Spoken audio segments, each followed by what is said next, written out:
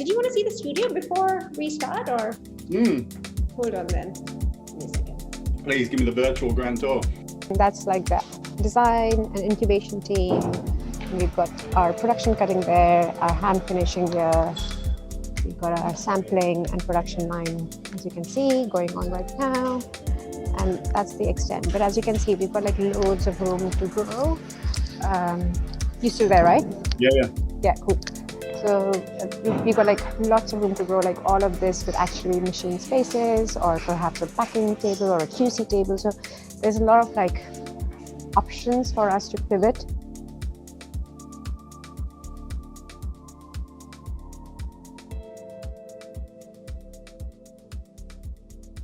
And I can just say confidently, everyone's plans in 2020 and 2021 went out of the window because nobody knew what was going to hit us until it happened. And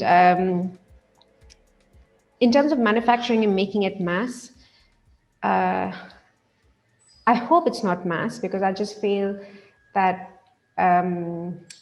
making it mass might just devalue the value of British artisan and skills and craftsmanship.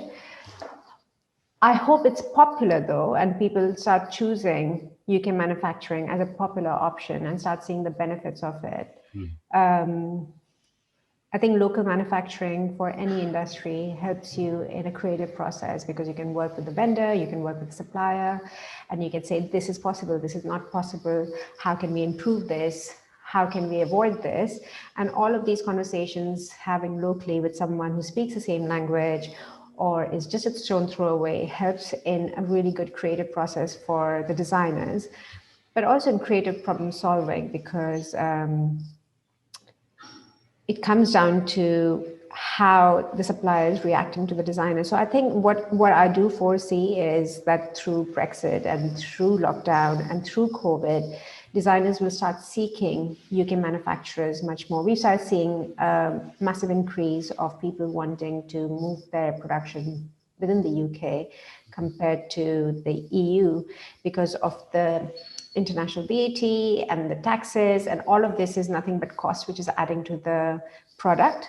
Yeah. And then you have the duty, and then you have the export duty if they're shipping overseas. So suddenly, like the margin, which fashion is already working on a very, very slim margin, it's just being diminished, because us leaving the UK shouldn't really impact the price our garments are being sold to through the rest of the world. At least not overnight. It would probably like rise, but shouldn't go, okay, I'm paying 22% or I'm paying 18% on the product that I'm getting. Therefore, there's an 18% increment on the price. And I think that takes years to increase prices on your products, because it means a lot of marketing, brand value, talking about that. So I think designers will start pivoting and looking at, what can I produce in the UK? Who are my manufacturers here? What is a skill set that is available to me in the UK, in London? And perhaps starting to look internally on their designs in the fashion industry and say, okay, well, UK is really known for, the tweed, or Scotland has like this beautiful wool fabric. Can I incorporate that? Because really, I'm celebrating the tradition the country already has and making it more popular, supporting local industry. I think that conversation is happening within fashion designers. We just need more momentum for them to say, okay, I'm supporting UK manufacturers, I'm supporting UK suppliers. And that value needs to almost seamlessly seep through the website or whatever channels that they're talking. So the end customer has that awareness, because right now the end customer is so distant from the manufacturing point of view that they don't really know where the product is made. They just know the product is given to them, delivered to them, or they bought it. But I think there needs to be a conversation about where the product was made, where was it woven, was it printed at a good factory, was it dyed at a sustainable source, and no animals and no environmental products were hurt during the process. And those conversations need to be had, and they are being talked about, but just that needs to be mass.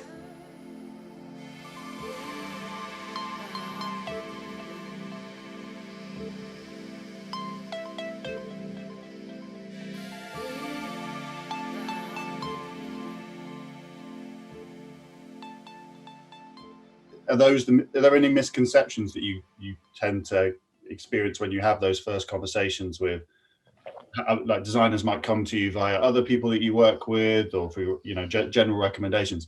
Are there things that when they come in that you often go like, oh, well, that's what everyone thinks, or they're just kind of like, oh, I didn't even know I could get that done here for this or whatever? Like, what are the common threads? The common thread is, oh, I didn't even know there were UK manufacturers. That's the common concept. Like, I didn't even know I can get my clothes manufactured in London.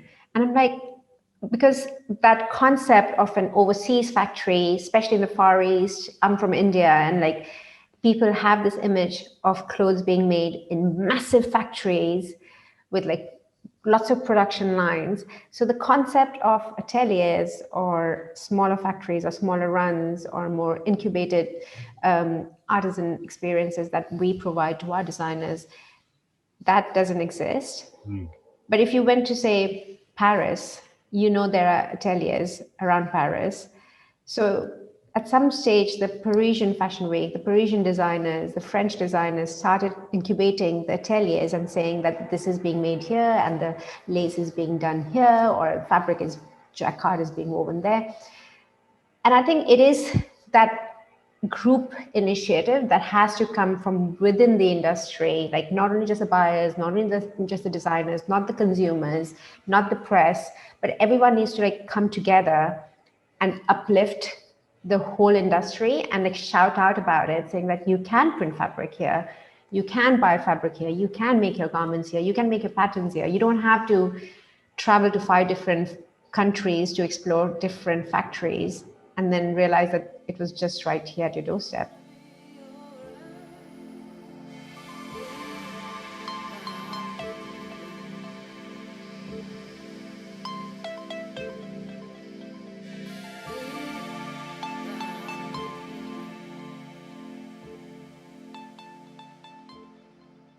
And if you had to take another, you know, in a couple of years' time or whatever, if another opportunity, you know, if it was financially viable for you to take a space similar to this again, do you think you could find the skilled machinists, people to fulfill orders in another space equally as big? I think it will be difficult. Okay. I think it will be difficult unless there's a systematic shift within the industry. Don't get me wrong, there is a lot of UK talent out there. And I know this because unfortunately, a lot of our colleagues' factories have shut down over the last 6 months. And we've absorbed some of the talent, and some of those people have been working with, you know, those factories for the last 20 years, 23 years. And they've been, they're probably not non-native English speakers, but they were probably born here and raised here, and they've inherited the trade from their family. But and that 25 years, 30 years of experience is hard to beat. And I'm just wondering where we're going to find that kind of pool of talent for the next phase. And there are other factories. There's another big factory just around the corner from us, Fashion Enter, and they have an academy that they train people in, but they work on much bigger orders, and they're not as specialized as what we do, because our specialization is London Fashion Week and luxury fashion designers. So the techniques that we do are much more artisanal. And that kind of skill is hard to train overnight, because we don't do it day in, day out. Like, we're not just stitching a jersey rib or a jersey collar on a t-shirt, and we're not producing 10,000 of those. So it's hard to kind of train someone to do a specific skill because there's not that much demand for it.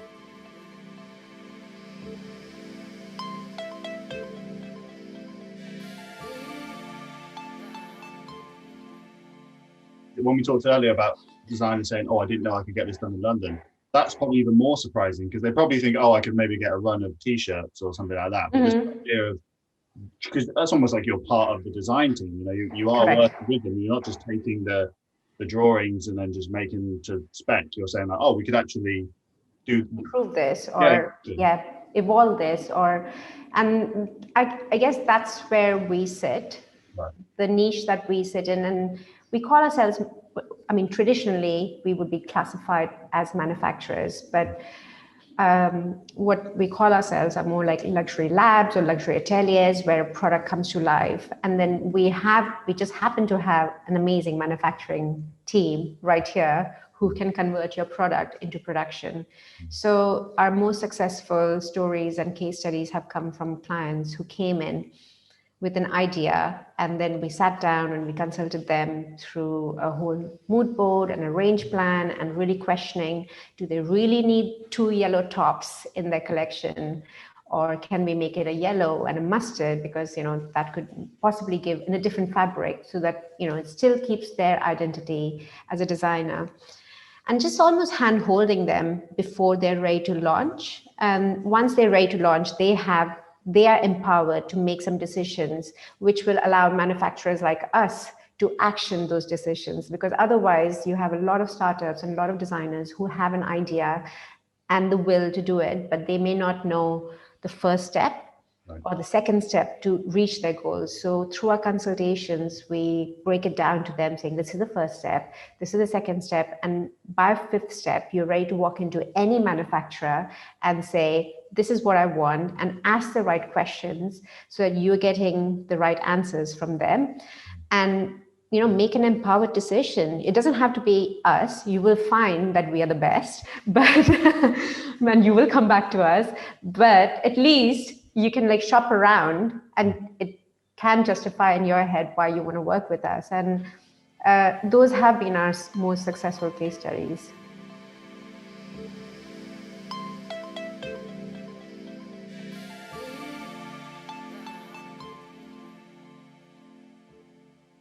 How important is it for you from a perspective of where you're located in London? Because from our perspective, with Hackney Wick or Fish Island, anyway, Fish Island Village is having a very visible space where this kind of work can be happening. There isn't that sort of barrier between it just happens on an industrial park or somewhere where it's not visible, because I think that was once what Hackney Wick was, it was edgelands and there was big industrial work that was going on there. Like, how important is it for you to see your place inside the kind of council and the local area that you're in, to be able to have an impact on the lives of your workers, and then maybe kids coming up who can learn skills? How important is that to you guys?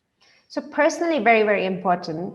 We have quite an open door policy in the company as well, even our meeting room. So this room that I'm sitting in right now is a quality check room, which traditionally means that the clients would come in here, they would check their garments, if there's anything, they would flag it up. If everything is approved, they would put it on one side. But the fact that there are these glass windows which see you straight into the floor where your garments are being made was a design decision that we made when we made these meeting rooms, because we wanted our clients to have an interaction with who's actually making that clothes. And the transparency is coming through literally the glass door and saying, that's where we're making our clothes. You're checking them here, we're packing them here, and they're going out to wherever you wanted to go out. And that transparency kind of transpires through our everyday language. We want our designers to be able to come in whenever they want to come in, have a pride associated within our team that they are working on the clients. If there is a show style which is really popular, we try to get the seamstress or the cutter or the hand finisher who's working on it, celebrate their success. And if we do it in every other industry, why not do it here, right? I mean, you go to most of these amazing Michelin star Japanese restaurants, you pay to have a spot at the kitchen counter because you want to see the person slicing the fish or carving out the best or pouring you the wine or talking about where this wine is coming from.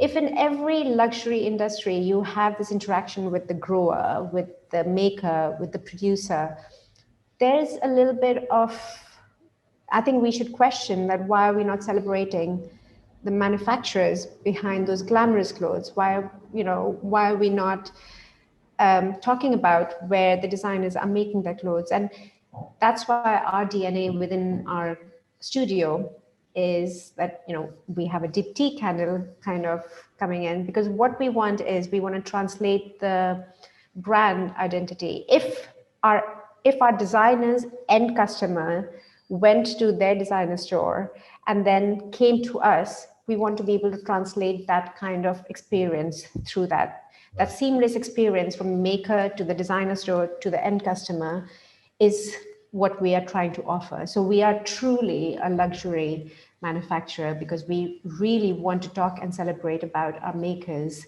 making these beautiful clothes, and the fact that we've got these beautiful open windows and plants around us is happiness and a brand image that we want people to know that we are different. Yeah. So then from like in terms of the customers out there who consume fashion products all the time, like what do you think that's the thing they can do to kind of support people in your world? It's try and discover who, do some research. Do you think that's the best thing to do? Yeah, do some research. Like we are not allowed to talk about the designers because we signed an NDA. Right. But if the designers are asked who made their clothes, perhaps maybe designers can talk about who they're making their clothes with and celebrate the manufacturers who are making their clothes. And that way, that supply chain is going a two-way relationship. And that would be our request, our vision, that designers celebrate us as much as we celebrate them. And I think gone is the time when you would walk into a supplier and say, who are the clients you're working with? I think there should be a conversation to the designer, who are the manufacturers you're working with? Like, do they specify? Do they have certificates? Do they take care of the people? And I think there's that dialogue is not being had amongst designers and brands, that who are the people you're working with, and why should my reputation as a manufacturer depend on the designers or the brands I'm working with when I don't know who are the designers they are or who are the suppliers they are working with, how are they treating them? So it has to be a two-way conversation, and I think it's time for that.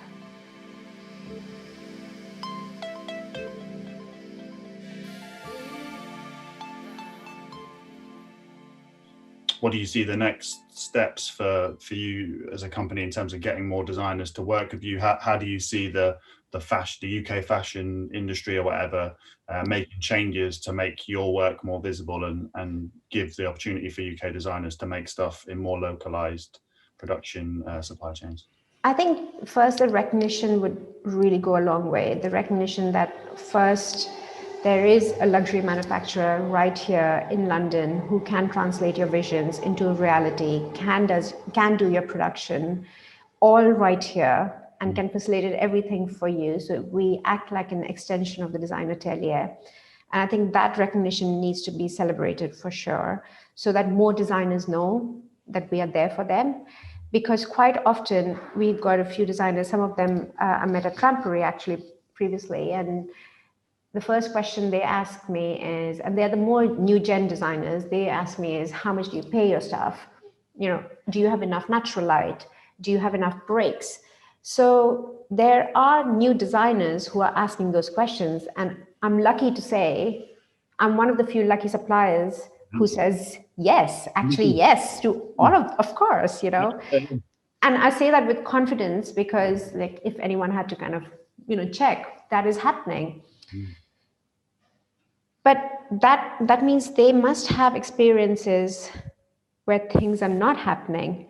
So if we are doing things the right way, there has to be some kind of recognition, because otherwise we're just lost in the noise, and then we just become another manufacturer. And we know heart within heart that we are not just another manufacturer, and we're different. And it's like, I quote Steve Jobs so many times, but it's like if you want to go and buy a phone, you can buy any phone, but the reason why you buy an iPhone is because of all the other features it gives you, and the quality it stands for, and the service. If something goes wrong with it, you go to the Apple Store, any part of the world, it has the same experience, and it's the same kind of system that you will be integrated into. And if you don't want to buy an iPhone, there are other phones out there you can buy, and within a budget, and you don't have to have all the features in it. It doesn't have to be a smartphone, and it will be quarter of the price, maybe even 1/10 of the price. But is it giving you the satisfaction? Is it giving you the joy? Right. And if if we were to compare ourselves, we are, I guess, the iPhone of the of the phone industry.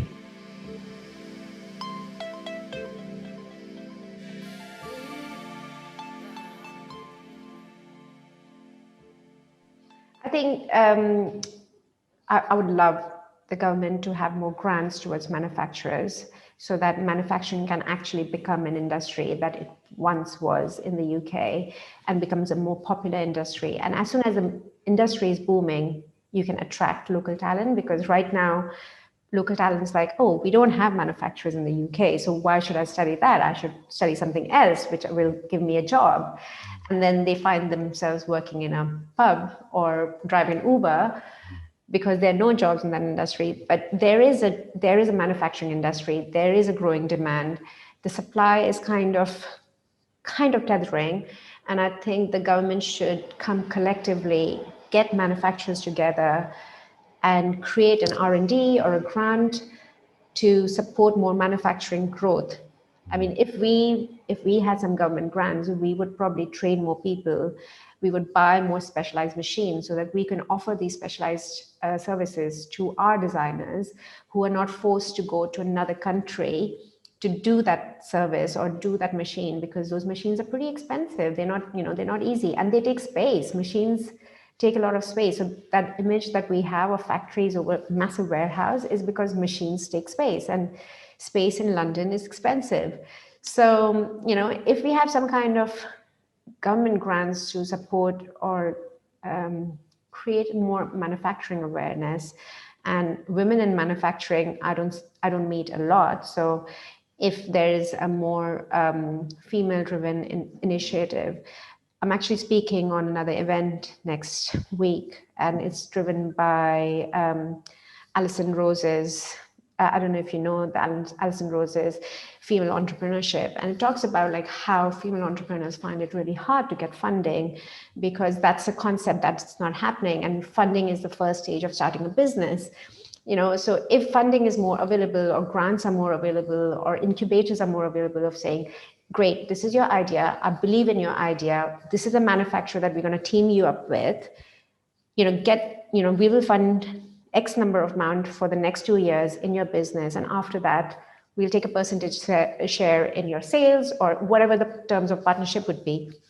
That's a great way to create a fashion GDP, because suddenly you have designers wanting to design and manufacturers wanting to manufacture for these designers. So that would be the wish. Right. I mean, I feel like that's, I don't know, it doesn't seem unrealistic, does it? No, not at all. I mean, and especially with Brexit, it's so topical, because, I mean, someone's got to do it, right? Yeah. So and I mean, all the designers, well, I mean, so many of the designers, even just in this 3 weeks in conversation, are just like, I kind of, obviously, how much could anyone prepare based on how it all went? But they're like emails now, just like, do you know anyone? Like, because I'm genuinely looking like this just isn't gonna work, like for me to have stuff taken over and then provenance being an issue and then paying the tariffs back and exporting. It's just, and it's easy for like, the bigger fashion houses to just get distribution in Europe and to do different things and fine. But for the smaller guys now, it's probably not going to be financially viable for them to do that. And also not environmentally viable. Like the carbon footprint of going over to your factory to launch a product or to check your garments and then come back to come back to your desk. And I've done this in my past life. I've done this. Like I would have gone to a factory in another country for my client. I would, check everything was fine. And they're like, yep, we're going to ship it all in the next, week or so. I would take a 7-hour flight back to the UK, check in my email the next morning, only to realize that they had some problem that I had just, kind of rectified 10 hours ago. So there I'm on a flight back to the same country. And imagine my carbon footprint just went up, or the carbon footprint of that production, and the cost from the designer's point of view, which is not only taking care of my flights, but my stay, my food, my travel there. All of these are hidden expenses, and all of these things affect the bottom line for a business. And I think at this point of time, businesses really need to watch those, those numbers.